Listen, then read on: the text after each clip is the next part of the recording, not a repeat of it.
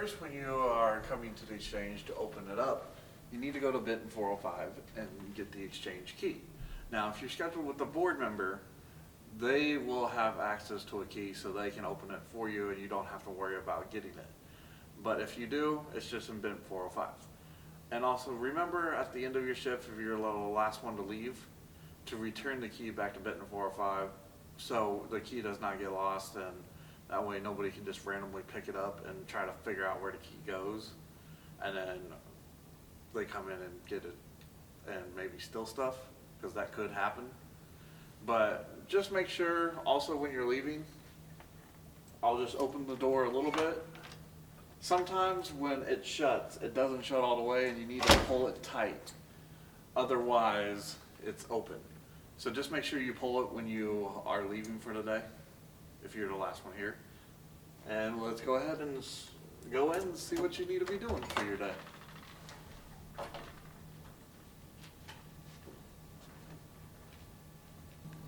First, when you get into the exchange, you need to sign in to log your hours, because if you're with some of our students are with the Bonner program and they get paid for their hours, but if you don't log your hours on our sign-in sheet to say you were here for your time of your shift, then you will not get paid for those hours if you're through the Bonner program. If you're just a volunteer, we just don't know that you were actually here, and then we have to ask around to finally know if you were here or not.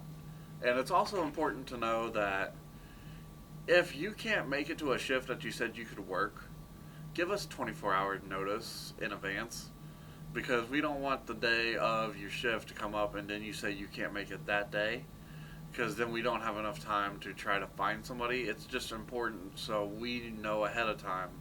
So if somebody else can cover your shift, we can get them notified, and then they can get in here the day of your shift that you can't make it. It's just really important for housekeeping. Now you may be wondering what to do during your shift.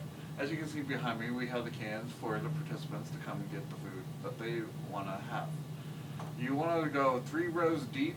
Do not stack on top like this. We used to do that, but the one problem is the shelf can get too heavy and our shelves bow in. They could possibly break. So we would like you to just go 3 rows back. And also another thing we tend to do when we get new canned items in, we have a logbook that tells us how long they're good for past their expiration date. That we want you to date the can with how many years after they're good for, so we know when to throw them away if they get to that point, if they don't get taken before then. And as you can see of me, in front of, right behind me, is the fact that we have signs posted up to what each category is, so you know which on your sheet what you can take from there. So just know there's fruit signs, there's protein, everything. And this is a miscellaneous in front of me, which this does not count towards your total that you can take.